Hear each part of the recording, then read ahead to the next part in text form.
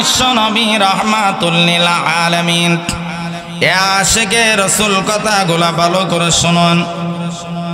এবার সাহাবীরা গিয়া পয়গম্বরের সামনে গেলেন, নবী গো রিজিকের ব্যবস্থা করুন খাবারের। সাহাবীরা বলেন, ইয়া রাসূলুল্লাহর পেটের কিতার কারণে আর সহ্য হয় না, একবার যায় পেটের মধ্যে পাথর বেঁধে নিয়েছি। আল্লাহর নবীকে সাহাবীরা এই কথা বলার পর নবী চোখ দিয়া ঝরনার মতন পানির ফোঁটা গড়ে গড়ে পড়তেছে। এবার সাহাবীদের কি বললেন, সাহাবীরা রে তোমরা দিনের জন্য একটা পাথর বেঁধে নিয়েছ। এ মুসলমান, আল্লাহর পরে যেই নবীর মর্যাদা নবী মুহাম্মদুর রাসূলুল্লাহ, সকলে বলেন সাল্লাল্লাহু আলাইহি ওয়াসাল্লাম। এবার পয়গম্বর সাহাবীদেরকে বললেন, তোমরা একটা পাথর নবীজির শরীর মুবারক থেকে জামা মুবারকটা সরাইলেন, সরায়া বললেন, সাহাবীরা রে তোমরা দিনের জন্য একটা পাথর বেঁধে নিয়েছ, আর আমি রাহমাতুল লিল আলামিন গইয়া দিনের জন্য 3টা পাথর বেঁধে নিয়েছি। একবার জোরে বলা যাবে কি সুবহানাল্লাহ? আমার এবার পয়গম্বরে আরবি সাল্লাল্লাহু আলাইহি ওয়াসাল্লামের শরীর মুবারক থেকে জামাটা উঠাইলেন। দেখেন সাহাবীরা দেখতে পারলেন দিনের নবী 3টা পাথর বেঁধে নিয়েছে। এবার সাহাবীরা দৃশ্য দেখে আর কোনো কথা বলে না। এবার সাহাবীরা যার যার স্থানের মধ্যে চলে গেলেন। এই দৃশ্য দেখে হযরতে জাবের ইবনে আব্দুল্লাহ রাদিয়াল্লাহু তাআলা আনহু, এবার জাবের ইবনে আব্দুল্লাহ আমার পয়গম্বরের চেহারার দিকে তাকাইয়া দেখেন নবীজির চেহারার রং পরিবর্তন হয়ে গিয়েছে, চেহারাটা মলিন হয়ে গিয়েছে। এবার জাবের ইবনে আব্দুল্লাহ একটা দৌড় দিয়া বাড়িতে গেলেন, গিয়া বলেন, পানের প্রিয়তম বিবি ঘরে খাবার আছে কি? এবার জাবের ইবনে আব্দুল্লাহর বিবি বলেন, স্বামী হে ঘরের মধ্যে শুধু 3.5 কেজি আটা আছে, আর কিছু নাই। তাহলে স্বামী কি করবেন? এবার জাবের ইবনে আব্দুল্লাহ বলেন, বিবি হে 3.5 কেজি আটা দিয়া রুটি বানাও, একটা খাসি আছে জবাই করে দিয়ে যায়, গোশত বোনা করো। কেন কারণ কি? তখন জাবের ইবনে আব্দুল্লাহ বলে, হে পানের প্রিয়তম বিবি, আমি দেখতে পেরেছি আল্লাহর পরে যেই নবীর মর্যাদা নবী মুহাম্মদ চেহারা মলিন হয়ে গিয়েছে পেটের কিতার কারণে 3টা পাথর বেঁধে নিয়েছে রে বিবি। আর আমার ঘরে যদি খাবার থাকে, আর আমার নবী যদি উপবাস থাকে, কিয়ামতের কঠিন ময়দানে আমি জাবের আশিক রাসূল হইয়া নবীর সামনে দাঁড়াইতে পারবো না। জোরে বলেন না সুবহানাল্লাহ, সুবহানাল্লাহ। এবার জাবের ইবনে আব্দুল্লাহ বলে, পানের প্রিয়তম বিবি, আমার ঘরে যদি খাবার থাকে, আর আমার নবী যদি উপবাস থাকে গো, কিয়ামতের কঠিন ময়দানে আল্লাহর আদালতে দাঁড়াইতে পারবো না। এবার বিবি জাবের ইবনে আব্দুল্লাহর বিবি বলেন, স্বামী হে আমাদের খাবার যদি শেষ হয়ে যায়, আমাদের সন্তানেরা কি ভক্ষণ করবে? জাবের তখন জবাব দিয়েছিলেন বিবিকে, সন্তানেরা উপবাস থাকতে পারে, কিন্তু আমার নবী উপবাস থাকতে পারে না গো, আমার নবী উপবাস থাকতে পারে না। এবার জাবের ইবনে আব্দুল্লাহ একটা দৌড় দিয়ে নবীর সামনে গেলেন, গিয়া বলেন, পয়গম্বর আমার, আপনি আবার বাড়ির দাওয়াত গ্রহণ করুন। এবার জাবের ইবনে আব্দুল্লাহর প্রশ্ন শুনে আমার নবী বললেন, এ জাবের, আমি কি তোমার বাড়ির দাওয়াত একাই গ্রহণ করব? এবার জাবের ইবনে আব্দুল্লাহ বলেন, একা? তখন দিনের নবী বলেন, জাবের রে, আমি একা তোমার বাড়ির দাওয়াত গ্রহণ করতে পারি না। এ জাবের, তাকাইয়া দেখ না রে, আমার 3500 সাহাবীরা উপবাস। এ জাবের, আমি নবী উপবাস থাকতে পারবো, আমার সাহাবীরা উপবাস থাকবে, আমি নবী মেনে নিতে পারি না। জোরে বলেন না সুবহানাল্লাহ, সুবহানাল্লাহ। এ রাজাপুরের মুসলমান, তোমার নবী আমার নবী উম্মতের প্রতি তোমার আমার লক্ষ্য করে দেখুন, আল্লাহ রাব্বুল আলামিন তেলাওয়াতকৃত আয়াতের ভিতরে আল্লাহ পৃথিবীর মানুষকে বলেন, হ্যাঁ পৃথিবীর ইমানদারেরা, তোমাদের ঈমানকে কুফর মুক্ত করতে হবে, তোমাদের ঈমানকে শিরিক মুক্ত করতে হবে। আজকে মুসলমানের ঈমান কুফরের সাথে সম্পৃক্ত, মুসলমানের ঈমান শিরিকের সাথে সম্পৃক্ত। আল্লাহ বলেন, না রে বান্দা, না, তোর ঈমানকে কুফর মুক্ত রাখতে হবে, ঈমানকে শিরিক মুক্ত রাখতে হবে। যারা আল্লাহর প্রতি ঈমান আনে নাই, আমার আল্লাহ তাদেরকে ঈমানের দাওয়াত দিয়েছেন, ঈমান গ্রহণ করার জন্য আমার আল্লাহ দাওয়াত দিয়েছেন।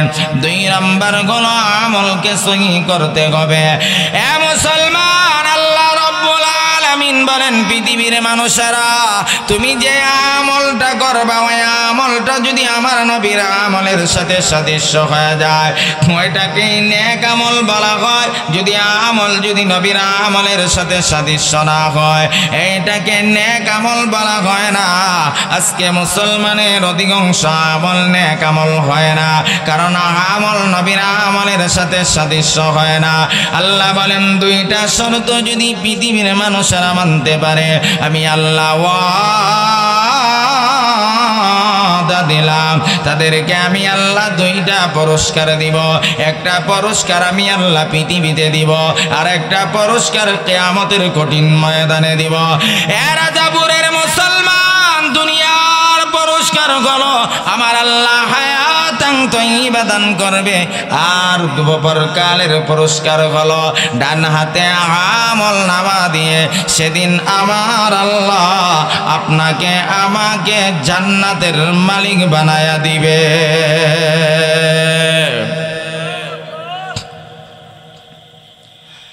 বারবার দুনিয়ার পুরস্কার হলো হায়াতান তয়্যিবা, স্বাচ্ছন্দ্যময় জিন্দেগি, আরামের ব্যবস্থা, শান্তির ব্যবস্থা। আমি আপনাদের কাছে জানতে চাই, শান্তির মালিক কে? এবার একটু জবানটা খুলে বলেন না, শান্তির মালিক কে? আল্লাহ বলে, পৃথিবীর মানুষেরা, শান্তি তোমাকে পৃথিবীর কেউ দিতে পারে না, কারণ শান্তির মালিক একমাত্র আল্লাহ।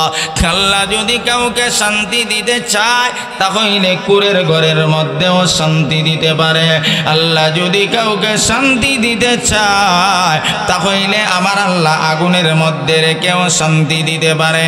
আল্লাহ যদি কাউকে শান্তি দিতে চায়, আমার আল্লাহ পানির মধ্যে রেখেও শান্তি দিতে পারে। আর আল্লাহ যদি শান্তি না দেয়, টাকার ভিতরের মধ্যে থেকেও শান্তি পাওয়া যায় না, বিল্ডিং এর ভিতরে ঘুমাইয়াও শান্তি পাওয়া যায় না। কারণ আমার আল্লাহ যদি কাউকে শান্তি দিতে চায়, তাহলে আল্লাহ কুরের ঘরের মধ্যে রেখে শান্তি দিতে পারে, আগুনের মধ্যে রেখে শান্তি দিতে পারে, পানির মধ্যে রেখে শান্তি দিতে পারে। আয়াতের ব্যাখ্যায় তাফসীরে মারিফুল কোরআনের ভিতরে আল্লামা মুফতি শফি রহমাতুল্লাহি আলাইহি 3টা ব্যাখ্যা উল্লেখ করেছে।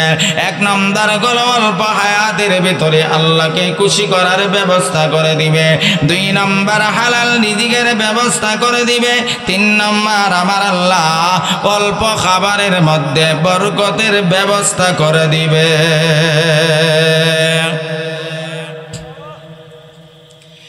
1 নম্বর হলো অল্প হায়াতের ভিতরে আল্লাহকে খুশি করার ব্যবস্থা করে দিবে। 2 নম্বর হালাল রিজিকের ব্যবস্থা করে দিবে। হারাম ভক্ষণ করতে হবে না, সুদ খাইতে হবে না, ঘুষ খাইতে হবে না, দুর্নীতি করতে হবে না, মাপের মধ্যে কম বেশি করতে হবে না। কোথায় দিকে রিজিকের ব্যবস্থা, হালাল রিজিকের ব্যবস্থা আল্লাহ করবে, সেটার কল্পনা ধারণাও মুসলমান করতে পারে না। কিন্তু আমরা তো হারাম, আমাদের এমন একটা অবস্থা, হালাল খাবারটাও হারামের সাথে মিশ্রিত করে ভক্ষণ করি। আজকে সমাজে ঘুষখোরের অভাব নাই, সুদখোরের অভাব নাই। সুদখোর রাজাপুরে আছে না নাই? রাজাপুরের মানুষ মনে হয় কেউ সুদ খায় না, মজদুরের কিসাবুদুর হয়ে গেছে নাকি? বারবার আল্লাহ রব্বুল আলামিন বলেন, যদি পৃথিবীর মানুষ পুরুষেরা দুইটা শর্ত পালন করতে পারে, আমি আল্লাহ তাদেরকে দুইটা পুরস্কার দিব। একটা পুরস্কার আমি আল্লাহ পৃথিবীতে দিব, পৃথিবীর পুরস্কার হলো আমি আল্লাহ হায়াতান তয়্যিবা দিব, স্বাচ্ছন্দ্যময় জিন্দেগির ব্যবস্থা করে দিব। আয়াতের ব্যাখ্যায় তাফসীরে মারিফুল কোরআনের ভিতরে আল্লামা মুফতি শফি রাহমাতুল্লাহি আলাইহি তিনটা ব্যাখ্যা উল্লেখ করেছেন। এক নম্বর হলো অল্প হায়াতের ভিতরে আমার আল্লাহকে খুশি করার ব্যবস্থা করে দিবে। দুই নম্বর হালাল রিজিকের ব্যবস্থা করে দিবে। তিন নম্বর অল্প খাবারের মধ্যে বরকত দিবেন। তিনি কে? এবার জবানটা খুলে বলেন না তিনি কে? জবান আপনাকে আমাকে দিয়েছেন, তিনি কে? ভাই আল্লাহ নামটা উচ্চ আওয়াজে বলেন, তিনি কে? খালাকাল ইনসানা আল্লামাহুল বায়ান।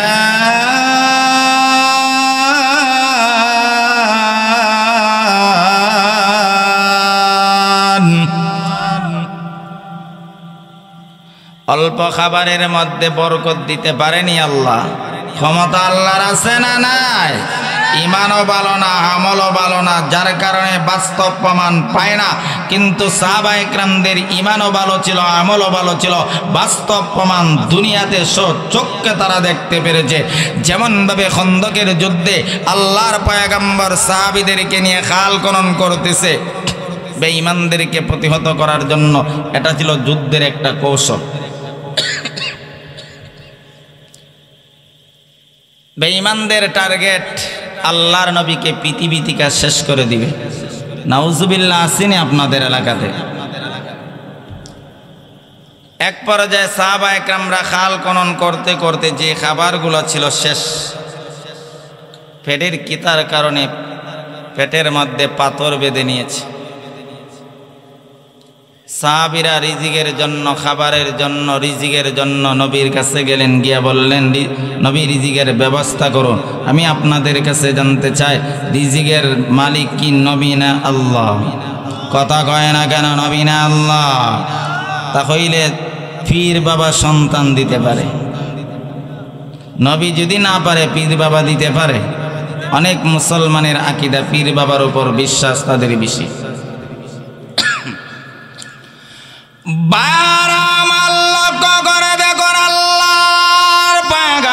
বিশ্ব নবী রাহমাতুল লিল আলামিন, এ আশিকে রাসূল কথাগুলা ভালো করে শুনুন।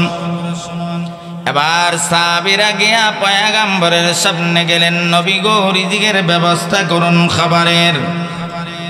সাহাবীরা বলেন, ইয়া রাসূলুল্লাহর পেটের কিতার কারণে আর সহ্য হয় না, একবার যায় পেটের মধ্যে পাথর বেঁধে নিয়েছি। আল্লাহর নবীকে সাহাবীরা এই কথা বলার পর নবী চোখ দিয়া ঝরনার মতন পানির ফোঁটা গড়ে গড়ে পড়তেছে। এবার সাহাবীদেরকে বললেন, সাহাবীরা রে, তোমরা দিনের জন্য একটা পাথর বেঁধে নিয়েছ। এ মুসলমান, আল্লাহর পরে যেই নবীর মর্যাদা, নবী মুহাম্মদুর রাসূলুল্লাহ, সকলে বলেন সাল্লাল্লাহু আলাইহি ওয়াসাল্লাম। এবার পয়গম্বর সাহাবীদেরকে বললেন, তোমরা একটা পাথর নবীজির শরীর মুবারক থেকে জামা মুবারকটা সরাইলেন, সরায়া বললেন, সাহাবীরা রে, তোমরা দিনের জন্য একটা পাথর বেঁধে নিয়েছো, আর আমি রাহমাতুল লিল আলামিন গইয়া দিনের জন্য তিনটা পাথর বেঁধে নিয়েছি। একবার জোরে বলা যাবে কি সুবহানাল্লাহ? আমার এবার পয়গম্বরে আরবি সাল্লাল্লাহু আলাইহি ওয়াসাল্লামের শরীর মুবারক থেকে জামাটা উঠাইলেন।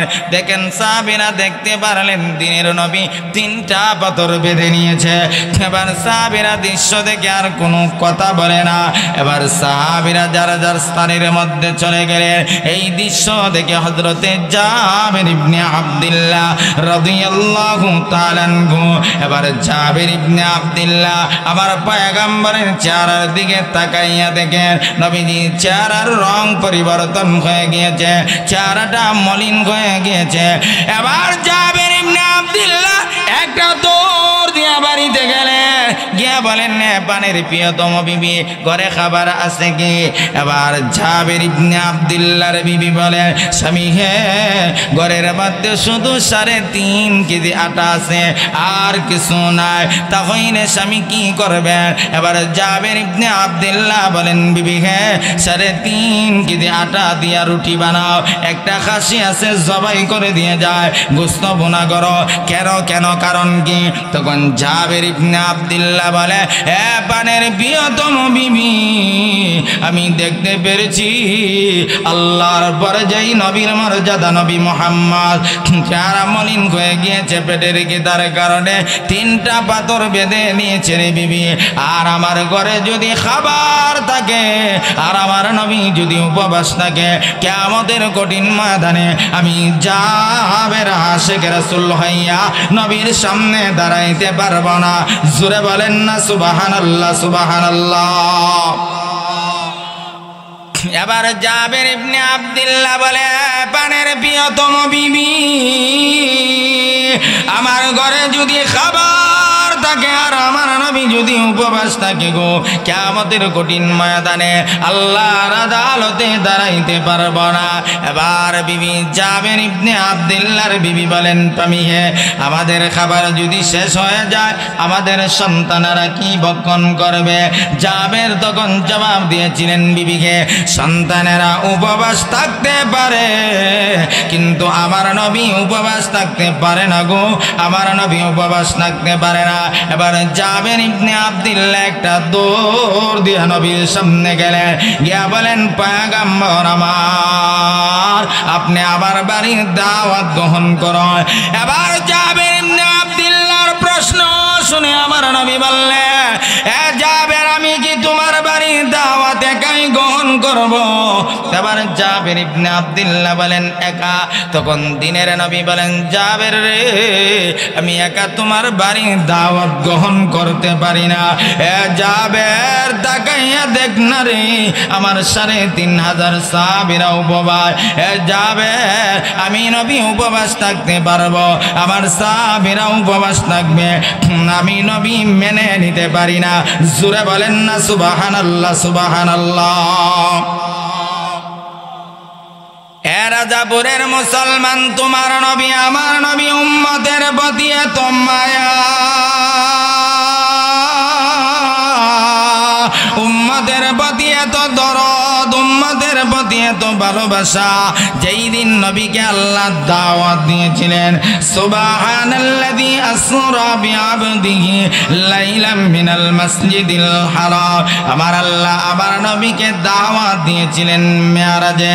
নবী গিয়েছিলেন, যাওয়ার পর বন্ধুর পাশে বসলেন, কত ধরনের গোপন আলাপ, মায়া আশিকে মওলা গো মেরা ইশকে নিরালা, মায়া আশিকে মওলা গো মেরা इश्क़े निराला, ऐ जुमले जगह जिसके तजल्ली से उजाला, या रब मेरे आँखों में समा जाए मदीना, या रब मेरे आँखों में समा जाए मदीना, मुद्दत से मेरा दिल में तमन्ना है मदीना, मुद्दत से मेरा दिल में तमन्ना है मदीना। अल्लाहु अकबर बोलें। নবী গেলেন, পাশাপাশি বসলেন, আল্লাহ বন্ধুকে বন্ধু কত ধরনের প্রশ্ন, নবী একটাই উত্তর, আল্লাহুম্মা উম্মতি। কিতাবের ভিতরে আছে, এই কিছু সময়ের ভিতরে তোমার মতন আমার মতন নাফরমানের জন্য নবী 70,000 বার আল্লাহর কাছে মাফ চেয়েছে। সুবহানাল্লাহ, জোরে বলেন সুবহানাল্লাহ, সুবহানাল্লাহ। এমন নবীকে গালি দিলে মেনে নেওয়া যায় না? রাজাপুরের মানুষ মানতে পারবে, বন্ড যারা আছে তারাও মানতে পারে, যাদের অন্তরে যারা পরিমাণ নবীর মহব্বত আছে, নবীকে গালি দিলে মেনে নিতে পারে না, মেনে নিতে পারে না, ঠিক না বেঠিক? সুরে গো।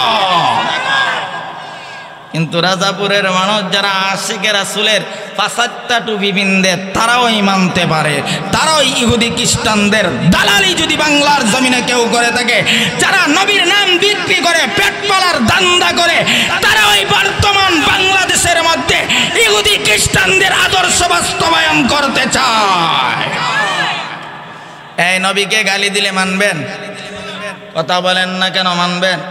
যার অন্তরে নবীর মহব্বত আছে বিন্দু পরিমাণ কেউ মেনে নিতে পারে?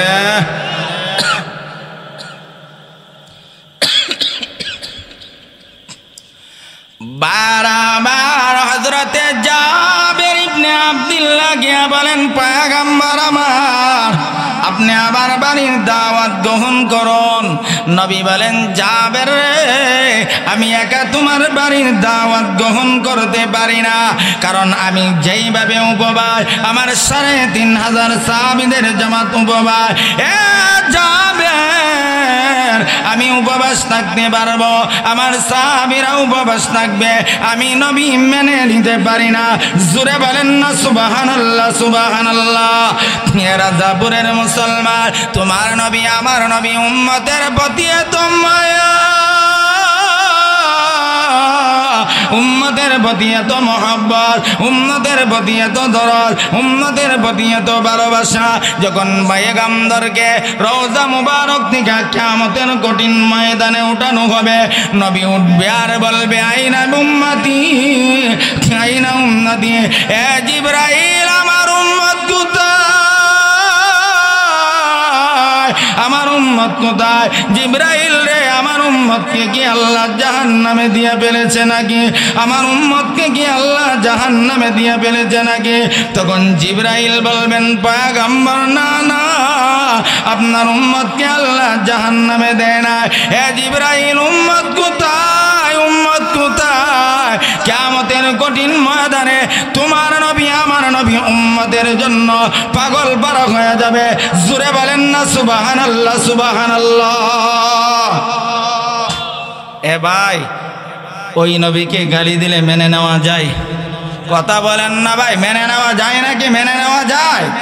কয়েকদিন পর পরই নাস্তিকরা গালি দেয়, আপনি আর আমি কষ্টিপ লাগায় বসে থাকি। কিয়ামতের ময়দানে নবী যদি বলে 18 কোটি মানুষ যদি বাংলার জমিনে থাকে, 12 কোটি মুসলমান হবে, তোরার সামনে থাকিয়া তোরা থাকার বড় মাটির উপরে আমাকে গালি দেয় আর কষ্টিপ চাবাইলে পোস্টা মাইরা সেদিন যদি জাহান্নামে ফেলে দেয়, তাহলে সেদিন কোনো সাহায্যকারী তোমার আমার জন্য থাকবে না। কথা ঠিক না বেঠিক? জোরে কন। রাসূল দুনিয়াতে আসার পর আল্লাহর কাছে উম্মতি, দাঁড়ানো অবস্থায় উম্মতি, সেজদার অবস্থায় উম্মতি, খাওয়া অবস্থায় উম্মতি, রুকু অবস্থায় উম্মতি, এখনো রোজাতে উম্মতি, পরকালো মাকামে মাহমুদে সেজদায় পরে উম্মতি। একবারও হাসান হুসাইনের কথা বলবে না, ফাতেমার কথা বলবে না, হাসান হুসাইনের কথা বলবে না, আবু বকরের কথা বলবে না। তোমার মতন আমার মতন নাফরমানের জন্য দুনিয়াতে আসার পর উম্মতি, দাঁড়ানো অবস্থায় উম্মতি, পরকালে উম্মতি, এখনো রোজাতে উম্মতি, 24টা ঘন্টা শুধু নবী উম্মতি উম্মতি বলে দরখাস্ত করেছে। এই রাজাপুরের মুসলমান, তোমাদের কাছে আমি জানতে চাই, যেই নবী একবারও ফাতেমার কথা বলে নাই, যেই নবী একবারও হাসান হুসাইনের কথা বলে নাই, যেই নবী একবারও আলীর কথা বলে নাই, আবু বকরের কথা বলে নাই, এমন নবীকে নিয়ে যদি বাংলার জমিনে কোন নাস্তিকার বলগার নবীর বিরুদ্ধে কথা বলে, নবীর পক্ষে থাকা যদি নিজের জীবন দিতে হয়, কারা কারা রাজি আছে? তো আল্লাহকে তো আল্লাহকে তো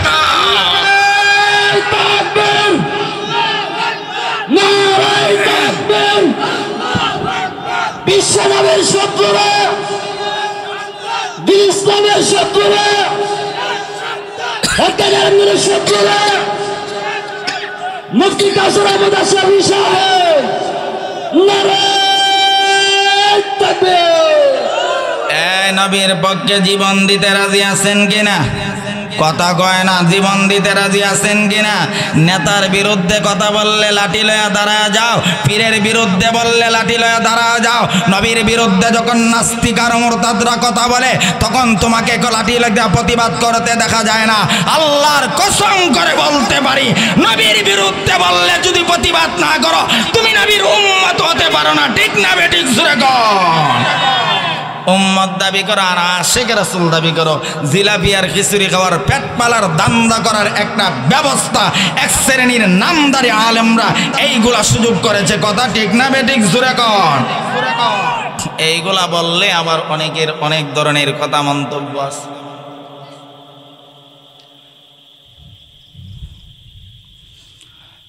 বারবার জাবের ইবনে আব্দুল্লাহ পয়গম্বরকে একা দাওয়াত দিয়েছিলেন।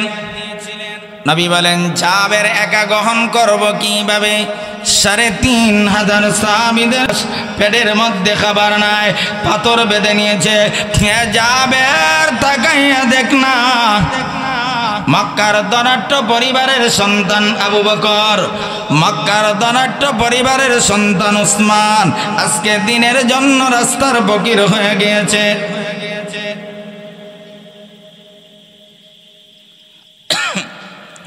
আবার জাবের ইবনে আব্দুল্লাহ পয়গম্বরকে দাওয়াত দিলেন একা।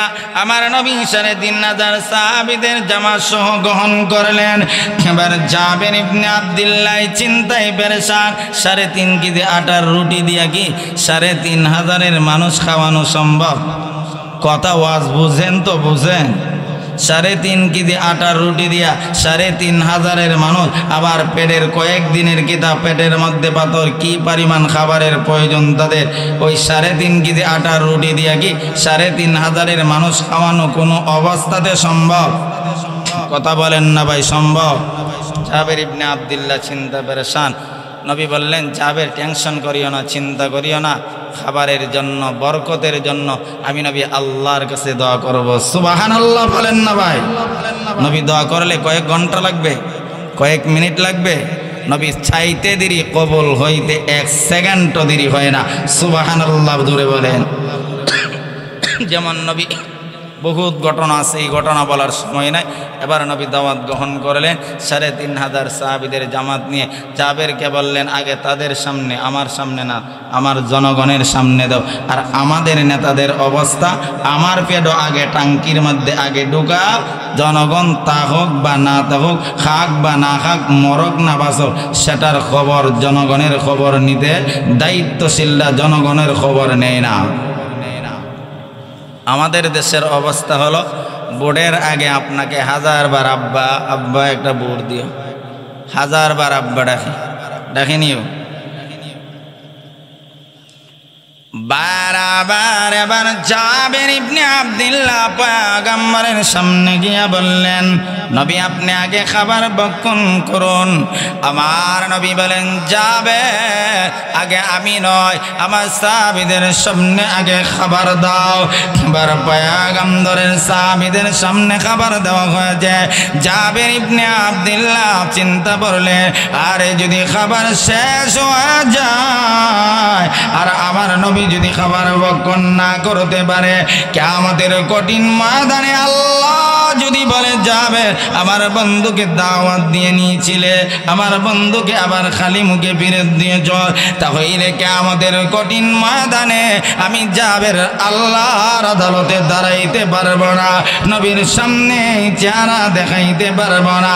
ভাইরা আমার, এই খাবারের মধ্যে এই পরিমাণ আল্লাহ বরকতের ব্যবস্থা করে দিয়েছিলেন। আমার নবী বললেন, জাবের ঢাকনা উপরে উঠায় না, এই পরিমাণ খাবার, এই পরিমাণ বরকত আল্লাহ দিয়েছে রে, আনেওয়ালা সকল উম্মতেরাও ওই খাবার খেয়ে শেষ করতে পারবে না। সুবহানাল্লাহ। 2 নাম্বার পুরস্কার কিয়ামতের কঠিন ময়দানে আল্লাহ রাব্বুল আলামিন বলেন, যারা দুনিয়ার জমিনে ঈমানকে খাঁটি করবে, আমলকে সহি করবে, কিয়ামতের কঠিন ময়দানে আমার আল্লাহ ডান হাতে আমল নামা দিয়ে সেদিন বিনা হিসাবে তোমাকে আমাকে জান্নাতের মালিক বানায়া দিবে। আল্লাহ আমাদের সবাইকে সংক্ষিপ্ত কথার উপর আমল করার তৌফিক দান করুক, আমিন। হযরত মাওলানা সময়ের আলোচিত বক্তা, আপনাদের এলাকার সকলের প্রিয় মানুষ, বন্ধুবার হযরত মাওলানা মতিউর রহমান সাইফি দামাত বারাকাতুহুম, ওনার সারগর্ভ আলোচনা হবে। এবারে আপনাদের কাঙ্ক্ষিত পিসা হুজুর উনি আছে, ওনার আলোচনা হবে। সবাই ধৈর্য সহকারে বসবেন। আর এখনও যারা রাস্তাঘাটে আছেন আপনারা চলে আসুন, আপনাদের কাঙ্ক্ষিত মেহমান চলে আসছে।